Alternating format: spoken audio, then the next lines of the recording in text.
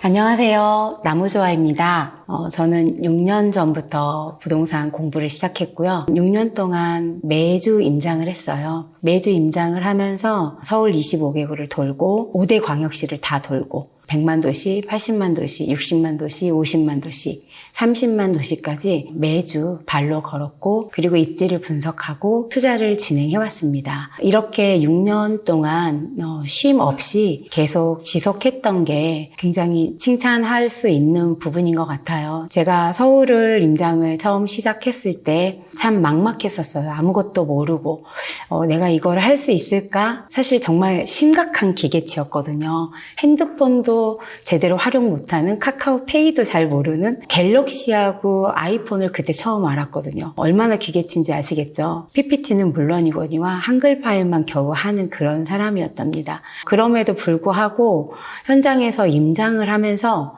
사람들의 모습을 보는 건 굉장히 흥미로웠어요. 지역을 보고 사람들의 모습을 보고 옷차림을 보고 소비 패턴을 보고 그 다음에 주거 환경을 보면서 결국은 우리도 그 속에서 살고 있는 거라서 공감이 많이 됐고 이해도 빨랐고 그래서 내가 이거를 못할 건 아니구나 라는 생각으로 임장과 분석과 투자를 계속 병행하게 된 것 같아요. 그래서 지도에 보시면 점을 찍어 놓은 곳이 이제 제가 임장을 한 거고요. 최근 3년 동안에는 서울만 임장을 했어요. 특히나 올해 같은 경우에는 상반기 동안에만 25개구를 이미 한 바퀴 다 돌았고 하반기 7월부터도 다시 25개구를 돌고 있는데 지금 제가 빠르게 이렇게 볼 수 있었던 것도 사실 많게는 20번, 30번 한 구를 간 적도 있거든요. 매일매일 한 5번, 6번 정도는 대부분의 그 구를 다 통으로 돌아봤기 때문에 지금은 빠르게 임장을 할 수 있죠. 이미 그 지역을 다 알고 있거든요. 그래서 지금은 서울을 중점적으로 한 3년 정도 계속 매주 임장을 하고 있고요. 내일 모레도 또 임장을 갑니다. 우리가 이렇게 임장을 하는 이유는 사실 땅의 위치에 따라서 입지의 힘이 다 달라요. 그래서 우리가 1급지, 2급지, 3급지, 4급지, 5급지, 지방도 마찬가지로 이렇게 급지를 어떤 우선순위로 이렇게 나누거든요. 근데 이 기준이 뭔지를 여러분들이 공부를 하시면서 그 다음에 이렇게 현장에 가서 확인을 하는 작업이 필요해요. 그래서 여러분들이 잘 아시다시피 1급지는 강남, 서초, 송파, 용산, 5급지는 구로, 은평, 강북, 금천, 중랑, 도봉 이렇게 나누죠. 이 나누는 기준이 뭐지? 이유가 뭐지? 그런 것들은 사실 많이 나와 있지만 현장에 가봐도 바로 느낄 수도 있습니다, 여러분. 그래서 급지를 나누는 것은 우리가 투자를 할 때 가급적이면 좋은 것을 투자하기 위해서 그런 거거든요. 조금 더 실질적인 예를 들어볼까요? 우리는 투자를 할 때 어디를 살까를 고민을 하거든요. 부동산 투자에서. 그래서 입지 가치가 좋은 곳을 사려고 해요. 일자리가 가장 우선이고요. 교통, 학군, 환경, 그 다음에 플러스 알파로 호재나 자연환경, 한강 같은 거 또는 커뮤니티 같은 거 그리고 언제 살까도 또 공부를 해야 됩니다. 공급이 부족한가? 지금은 호황인가? 불황인가? 전세가율이 오르고 있는가? 나는 내 집을 마련할 건데 지금이 좋은가? 나는 서울을 사고 싶은데 지금이 좋은가? 나는 지방을 사고 싶은데 언제 사야 되지? 이런 언제에 대한 공부도 해야 됩니다. 그리고 어떻게 살까? 이거는 정말 개인적으로 다르거든요. 그래서 내가 가지고 있는 보유 자금이 1억이 있는 사람이 있고 5억이 있는 사람이 있고 10억이 있는 사람이 있잖아요. 그리고 또 내가 대출을 받을 수 있는 금액이 어느 정도인가? 내가 대출을 받을 수 있는 상황인가도 또 봐야 되거든요. 그리고 내가 살 물건의 전세가는 얼마인가? 이것도 알아야만이 우리가 투자를 할 수 있거든요. 그래서 어떻게 살까? 자금에 대한 세팅은 사실 개별적으로 굉장히 중요한 부분이고 자기가 스스로 한번 쭉 적어보시는 게 좋습니다. 그래서 보유 자금이라던가 그 다음에 대출 상황이라던가 나의 명의라던가 이런 것들을 잘 생각해야 되고 또 방법도 되게 많아요. 일반적인 매매도 있고요. 청약이나 아니면 입주권을 사는 것도 있고요. 또 경매도 있고요. 다양한 방법을 하나씩 익히시면 되는 것 같아요. 제가 급지에 대한 이해도를 높이기 위해서 급지별로 10년 동안의 시세 상승값을 가지고 왔어요. 정확하게 2014년 그리고 지금 2024년 동안 그래서 지금 10년 동안 얼마나 시세가 상승했는가 10년 전으로 돌아간다면 여러분 어떨까 한번 생각하면서 보시면 좋을 것 같아요. 1급지 강남, 서초, 용산, 송파 4곳인데요. 용산구는 보니까 지금 27억이 수익금으로 나와 있네요. 한강 맨션이에요. 현재 지금 38억입니다. 그러니까 11억 정도 했던 게 38억이 돼서 27억이 지금 올랐어요. 정확하게 10년 만에. 그게 가능할까? 참 너무 큰 금액이죠. 제가 이것은 8사 기준으로만 했기 때문에 사실 더 큰 평형은 훨씬 더 많더라고요. 수익금이. 반포 레미안 퍼스티지는 서초구죠. 27억. 그다음에 잠실 리센치도 16억. 그리고 도곡동, 도곡넥슬도 22억입니다. 2급지로 가볼게요. 2급지는 우리가 보통 성동, 마포, 양천, 광진을 얘기를 하거든요. 광진은 광장 힐스테이트가 12억 수익금이 났네요. 그 다음에 아현동, 마레프. 네, 거의 14년에 입주했거든요. 입주하자마자 포텐이 터졌어요. 13억이 올랐습니다. 10년 동안. 그 다음에 옥수동에 레미안 옥수 리버젯 11억이 올랐습니다. 그 다음에 목동에 목동 5단지 14억이 올랐습니다. 2급지도 전부 다 10억대 초반으로 시세가 상승했습니다. 여러분 10년 동안입니다. 자, 3급지예요. 영등포, 동작, 그 다음에 종로 중구 합해서, 그 다음에 강동 요렇게 3급지로 제가 구분을 했고요. 영등포구, 당산 레미안 4차 2호선, 9호선 끼고 있는 굉장히 좋은 단지이거든요. 네. 투자금이 1억 5천이었는데 11억이 올랐어요. 그 다음에 흑석동에 흑석 한강 센트레빌, 흑석 뉴타운인데 그때 막 입주를 했었거든요. 11억 올랐고요. 그 다음에 신당동, 청구, 여기는 중구죠. 네, 9억이 올랐습니다. 그리고 고덕동에 고덕 아이파크 9억이 올랐습니다. 여기는 신축도 넣고 구축도 넣기는 했는데 급지별로 아파트가 새 것도 있지만 중구나 종로구는 사실 새 아파트가 그 후에 들어왔거든요. 그래서 새 아파트가 없었어요. 그렇지만 네, 신당동의 청구가 9억씩이나 올랐습니다. 자, 3급지부터는 보니까 이제 10억 언저리라고 보실 수 있겠죠. 그런데 투자금은 더 적게 들었어요. 이런 급지별로 특징이 있거든요.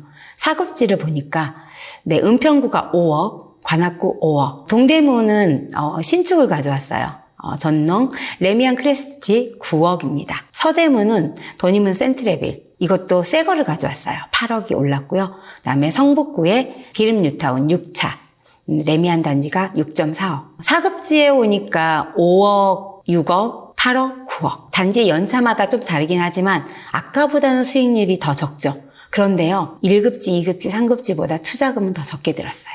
이런 디테일한 것을 나중에 제가 알려드릴 겁니다. 그 다음에 5급지. 5급지는 노원 7.3억. 중계는 좀 특별해요. 왜냐하면 강북에서도 학군으로 굉장히 강력한 파워를 가지고 있는 동네이기 때문에 청구 3차는 새 것들이 들어와도 이기는 단지입니다. 그리고 구로구에 신도림입니다. 8억입니다. 신도림은 구로구에서 막강하죠. 교통의 요지이기도 한데 유일하게 또 학군지 학교도 있어요. 그리고 바로 옆에 목동을 이용하거든요. 그래서 이 친구가 8억이 올랐고요. 그 다음에 이제 미아동 강북구죠. 4.3억. 그 다음에 도봉구 북한산 아이파크 4.5억. 중랑구 신내 5단지 두산대림 37평이긴 하지만 이건 3.8억. 그래서 5급지를 보면은 5억 언저리에서 아래로 밑돌아요. 그래서 이제 중계동과 신도림 같은 경우에는 약간의 강점이 있는 아이들이기 때문에 조금 더 올랐다고 보면 됩니다. 자, 이렇게 10년 동안 시세가 급지별로 다르게 올랐죠. 그래서 우리가 급지를 알아야 됩니다.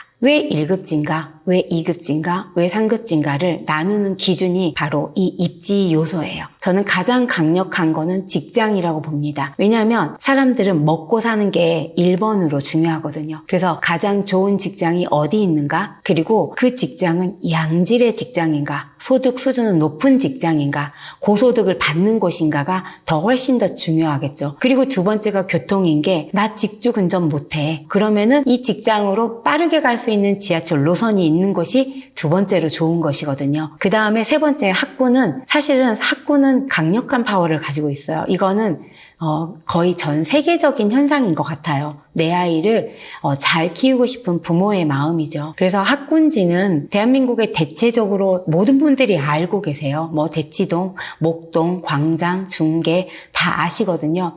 그런 것이 항상 수요가 많았고 그런 곳은 많이 떨어지지도 않아요. 그리고 이제 가장 중요한 게 보통 우리가 집을 구매하는 수요층이 40대, 50대거든요. 그런데 이분들은 대부분 10대에 학령기의 아이들을 두고 있거든요. 그래서 이분들은 학군을 염두에 둘 수밖에 없죠. 그래서 학군지는 항상 수요가 많고 가격이 많이 비쌉니다. 그리고 특히나 요즘은 젊은이들이 얼죽신이라고 해서 신축을 많이 좋아하잖아요. 그다음에 균질한가, 아파트가 많이 있고 공원이 있고 옆에 백화점이 있나 또는 마트가 있나 도서관이 있나 또 종합병원이 있나 이런 곳이 있으면 훨씬 더 삶을 영유하는 데 편리하잖아요. 그런 환경이 잘 조성이 돼 있는가. 그 다음에 이제 플러스 알파에다가 제가 확정된 호재를 넣었어요. 호재는 상승장에서는 굉장히 강한 힘을 발휘하거든요. 확정된 호재, 예를 들자면 고덕동에 지금 9호선 공사하고 있잖아요. 강동구가 제가 3급지로 줬는데 조만간 2급지로 올라올 거예요. 왜냐하면 너무 좋은 호재들이 많아요. 직장에 대한 호재, 그 다음에 교통에 대한 호재, 그 다음에 새로운 아파트가 또 많이 생겨서 이런 것들이 확정됐기 때문에 플러스 요소가 되거든요. 그 다음에 자연환경에서는 한강이 주는 힘이 너무 크기 때문에 한강을 넣었고요. 커뮤니티는 약간 그들만의 어떤 고급화에 대한 느낌을 공유하는 게 있어요. 대표적인 게 사실 저는 광진구의 광장동인 것 같아요. 전통 부촌으로서 그들만의 어떤 느낌이 있어요. 이런 것들이 이제 커뮤니티로 들어간다고 보시면 됩니다. 그래서 서울은 직장이 너무 중요하다. 이것만큼은 꼭 기억하셔야 됩니다. 도심의 직장, 여의도의 직장, 강남의 직장. 이 세 개가 3대 핵심 직장이에요. 그런데 이 중에서 우리는 강남을 더 좋아하죠. 왜일까요? 강남이 일자리가 더 많아요. 게다가 학군지예요. 게다가 평지예요. 아파트가 많고 모든 인프라가 다 조성이 돼 있어요. 플러스 되는 게 너무 많죠. 당연히 강남이 제일 좋습니다. 그래서 강남 3구를 우선으로 치는 거예요. 그런데 도심 접근성이 좋은 것은 별로냐? 그렇지는 않아요. 중구하고 종로에도 한국에서 100대 기업에 들어가는 본사들이 어마어마하게 들어가 있거든요. 그래서 여기로 접근성이 좋은 곳도 굉장히 훌륭한 배후 지역이 됩니다. 여의도도 마찬가지죠. 대한민국의 금융의 메카거든요. 여기에 접근성이 좋은 곳도 굉장히 좋습니다. 마곡, DMC, 구디가디, 판교. 여기도 일자리가 굉장히 풍부하거든요. 도심과 여의도와 강남만이 아니거든요. 그래서 제가 표기한 7가지 업무 지구는 반드시 기억하면 좋고요. 여기로 접근하기 좋은 배후 지역이 있는데 거기가 만약에 택지 지구로 균질성이 있는 살기 좋은 편의시설이 잘 돼 있다. 그러면 저는 그곳은 좋은 곳이라고 볼 수 있을 것 같습니다. 그래서 결국은 입지 요소가 교집합이 가장 많이 된 곳이 1급지예요.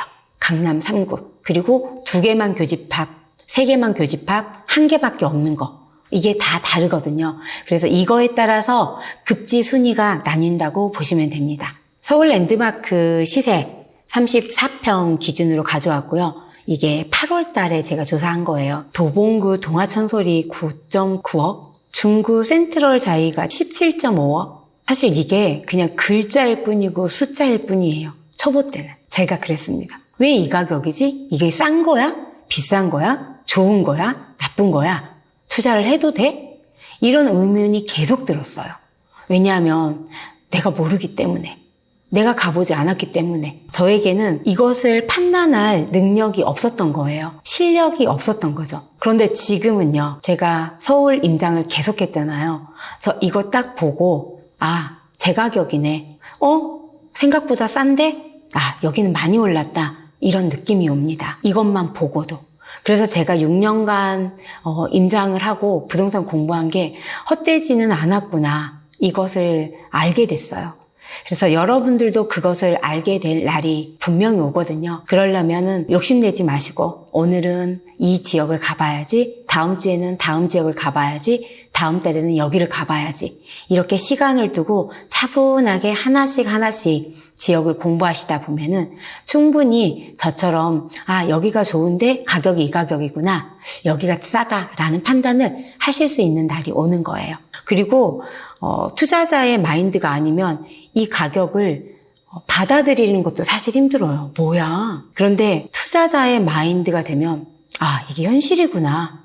나 부지런히 공부해야겠다. 나 여기 더 오르기 전에 사야겠다. 내 지금 안 되면 내가 지금 은평구, 성북구, 서대문구를 사고 나 나중에 강남 3구 들어가야겠다. 이게 사실은 태도가 바뀌면서 내가 공부를 할 의지가 생기는 거고 결국은 이런 사람들은 성공을 하게 되거든요. 그래서 여러분들 이 가격을 받아들여야 돼요.